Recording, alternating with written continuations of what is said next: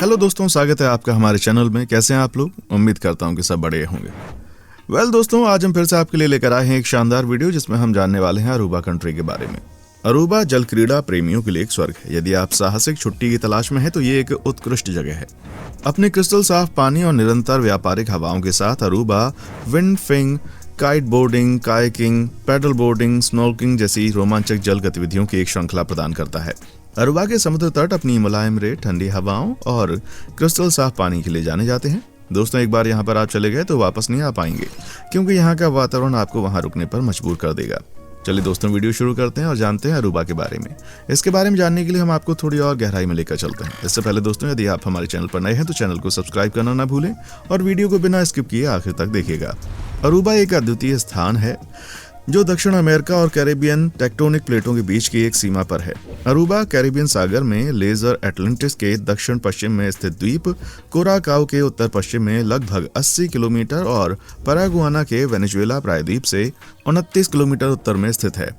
Aruba का कुल क्षेत्रफल 193 वर्ग किलोमीटर और तटरेखा 68.5 किलोमीटर है। अरूबा के बाकी द्वीप और त्रिनिदाद और टोबैगो दक्षिण अमेरिका के महाद्वीप शेल्फ पर स्थित है और इस प्रकार भौगोलिक रूप से इसे पूरी तरह से दक्षिण अमेरिका में स्थित माना जाता है। आपकी जानकारी के लिए बता दें, अरूबा पहले नीदरलैंड एटलांटिस का हिस्सा थी। 1986 में ये नीदरलैंड साम्राज्य का एक अलग स्वतंत्र हिस्सा बन गया और उसके बाद धीरे धीरे ये पर्यटन स्थल बनता चला गया, जिसके चलते यहाँ पर दुनिया के हर कोने से काफी सारे टूरिस्ट आने लगे। अरूबा में आने वाले टूरिस्ट ज्यादातर यहाँ के बीच पर जाना पसंद करते हैं।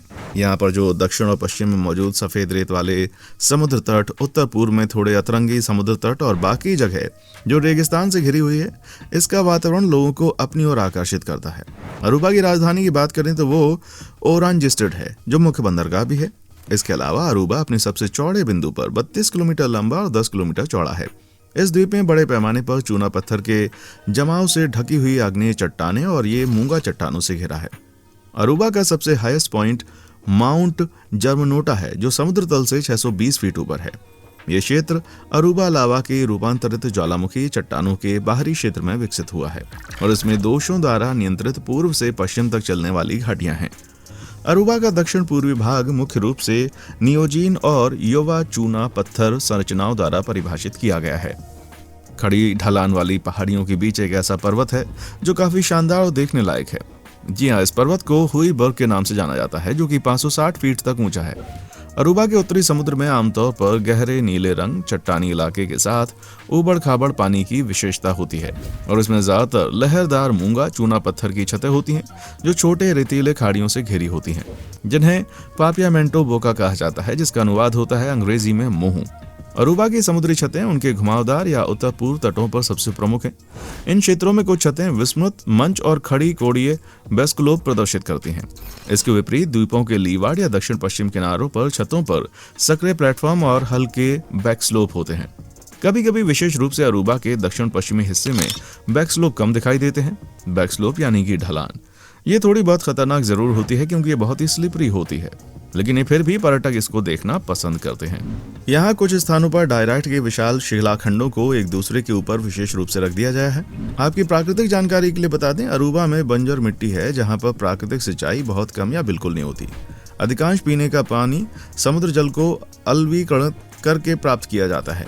इसके अलावा अरूबा में एक अवरोधक चट्टान है। ये आमतौर पर लगभग 40 गज दूर स्थित है और पुंटा ब्रावो और ओरांजेस्टेड के दक्षिण पश्चिमी तट तक फैली हुई है और ये मूंगे से बना है और 2 से 10 फीट ऊंचाई वाले मूंगे के टुकड़ों के समुद्र तट से घिरा हुआ है। समुद्र की ओर चट्टान कम से कम 150 फीट की गहराई तक फैली हुई है। दोस्तों, यहाँ पर तापमान औसतन 81 डिग्री फ़ारेनहाइट तक होता है और उत्तर पूर्व क्षेत्र में हवाओं से गर्मी कम हो जाती है। यहाँ पर बारिश ज्यादा नहीं होती, बारिश कम और परिवर्तनशील होती है। समुद्र के बीचों बीच होने के बावजूद ये द्वीप तूफानों के रास्ते में नहीं आता। हालांकि कभी कभार बड़े तूफान आने पर उसका थोड़ा बहुत इस पर असर होता है। अरूबा पर दिखाई देने वाली सबसे पुरानी जियोलॉजिकल यूनिट ALF है, जिसमें बेसाल्टिक संरचना की ज्वालामुखी और ज्वालामुखी चट्टानें शामिल हैं, जिनकी मोटाई 3000 मीटर से अधिक है। अरूबा बायोलिथ की घुसपैठ के कारण इन चट्टानों का कायापलट हो गया है। इस संरचना की आयु टीरोनियन मानी जाती है, जो कि सामूहिक मडस्टोन में पाए जाने वाले एमोनाइट छापों से समर्थित है। अरूबा बाथुलिथ, जिसने अरूबा लावा संरचना में घुसपैठ की, मुख्य रूप से हार्नब्लेंड टोन लाइट से बना है। टोन लाइट की छत में कॉर्ड्स नोराइट से लेकर कॉर्ड्स, हॉर्नब्लेंड, ग्रैम्ब्रो तक के पेंडेंट मौजूद हैं। अरूबा लावा संरचना और बाथुलिद दोनों कई बार बांधों द्वारा प्रतिच्छेदित होते हैं। बाथुलिद की घुसपैठ लगभग 85 से 90 मिलियन वर्ष पहले हुई, जिसके बाद 73 और 67 मायर के बीच चट्टानें फिर से गर्म हो गईं। ओलिगोसीन युग के दौरान अरूबा समुद्र तल से ऊपर था। हालांकि बाद में अरूबा मध्य मियोसीन में समुद्र के स्तर से नीचे चला गया। जैसा कि व्यापक रूप से ऊंचे तटीय चूना पत्थर की छतों के उद्भव से पता चलता है, इस भूवैज्ञानिक इतिहास ने अरूबा के परिदृश्य और गठन पर एक विशिष्ट छाप छोड़ी। प्राकृतिक वनस्पति में विभिन्न प्रकार की कैक्टी, झाड़ियां और पेड़ शामिल हैं। अरूबा की अधिकांश आबादी जातीय रूप से मिश्रित है, जिसमें अमेरिकी भारतीय वंश के कई लोग शामिल हैं, जिनमें अक्सर डच, स्पेनिश और अफ्रीकी विरासत का मिश्रण होता है। हालांकि वहां मुख्य रूप से अफ्रीकी मूल के कुछ लोग हैं, क्योंकि अधिकांश अन्य कैरिबियाई द्वीपों के विपरीत अरूबा में औपनिवेशिक काल के दौरान कुछ दास आधारित वृक्षारोपण थे। दोस्तों, यहाँ पर आधिकारिक भाषाएं डच और पापियामेंटू बोली जाती हैं। इसके अलावा कुराकाओ और बोनेयर में भी बोली जाती है। एक क्रियोल जो मुख्य रूप से पुर्तगाली, स्पेनिश और डच से विकसित हुई है। अंग्रेजी और स्पेनिश का भी व्यापक रूप से उपयोग किया जाता है। लगभग 3/4 लोग रोमन कैथोलिक हैं। प्रोटेस्टेंट और यहोवा के साक्षियों के छोटे अल्पसंख्यक हैं। यहाँ पर जन्म और मृत्यु दर दोनों अपेक्षाकृत कम है और प्राकृतिक वृद्धि की दर वेस्टइंडीज के औसत से भी कम है। पुरुषों और महिलाओं दोनों के लिए जीवन प्रत्याशा इस क्षेत्र में सबसे अधिक है और विकसित देशों के बराबर है। यहाँ पर रहने वाले लोगों को रोजगार सिर्फ यहाँ पर आने वाले टूरिस्ट की वजह से चलता है और यही टूरिज्म यहाँ की अर्थव्यवस्था का आधार है। भले ही यहाँ की सारी गतिविधियां टूरिज्म पर केंद्रित हैं, लेकिन बैंकिंग और अन्य सेवाएं काफी महत्वपूर्ण हैं। दोस्तों, आपको जानकर हैरानी होगी, 16वीं शताब्दी की शुरुआत में पेश की गई जंगली बकरियां और गधे अरूबा के पर्यावरण के लिए खतरा पैदा करते हैं, जिससे अत्यधिक चराई के कारण प्रत्यक्ष और अप्रत्यक्ष दोनों तरह के नुकसान होते हैं। इससे अक्सर पारिस्थितिकी तंत्र खराब होता है और जैव विविधता में गिरावट आती है। अपने प्रभाव के बावजूद ये जानवर स्थानीय खाद्य स्रोत बने हुए हैं। बकरी का स्टू और सूप इस क्षेत्र में लोकप्रिय व्यंजन है। आरिकोक, जो देश के 20% हिस्से में फैला हुआ है, बकरी की एक बड़ी आबादी का घर है। लाइन फिश मूल रूप से इंडो पैसिफिक से 1980 के दशक के मध्य में अटलांटिक महासागर में लाई गई थी।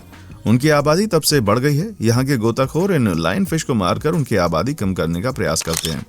साल 1999 में प्रारंभिक बोआ कंस्ट्रक्टर की खोज अरूबा में की गई थी। उनकी वृद्धि को नियंत्रित करने के प्रयासों के बावजूद 2005 तक पूरे द्वीप को कवर करने वाली आबादी ने यहाँ अपनी पकड़ बना ली थी। एक आक्रामक प्रजाति होने के कारण उनका अनुकूलनीय आहार संभावित रूप से कई मूल आबादी को खतरे में डाल सकता है। वो ज्यादातर स्तनधारियों, छिपकलियों और पक्षियों को अपना आहार बनाते हैं। दोस्तों, वीडियो में आगे बढ़ने से पहले जरा ये बताइए कि आप कहाँ से हमारी वीडियो देख रहे हैं। दोस्तों, आरिकोक नेशनल पार्क फाउंडेशन अरूबा के कुल सतह क्षेत्र के लगभग 25% की देखरेख करता है, जिसमें आरिकोक नेशनल पार्क, स्पांस लोगोइन, समुद्री पार्क अरूबा, अन्य नामित स्थलीय क्षेत्र शामिल हैं। दोस्तों, 18वीं सदी के अंत तक अरूबा का उपयोग औपनिवेशिक अधिकारियों द्वारा घोड़ों के प्रजनन के लिए होता था और स्थानीय और मुख्य भूमि के भारतीय चरवाहों के रूप में ये काम करते थे। केवल 19वीं सदी की शुरुआत से ही व्यक्तिगत निवासियों को भूमि बेची गई। फार्मास्यूटिकल उत्पादों के लिए एलो उगाने के प्रयासों के बावजूद कृषि का महत्व कम रहा। सोने का खनन 1824 में शुरू हुआ, लेकिन 20वीं सदी की शुरुआत में बंद कर दिया गया। 1920 के दशक में सेंट निकोलस ने बंदरगाह पर तेल शोधन शुरू होने पर अरूबा की अर्थव्यवस्था में सुधार हुआ। कच्चा तेल मुख्यतः वेनेजुएला से आयात किया जाता था। साल 1985 में रिफाइनरी बंद हो गई, जिससे गंभीर आर्थिक संकट पैदा हुआ। रमणीय द्वीप सेटिंग का फायदा उठाने के लिए अरब वासियों ने आक्रामक रूप से पर्यटन को बढ़ावा देने और विस्तार करने, जिसमें लग्जरी होटल और कैसीनो का निर्माण शामिल है।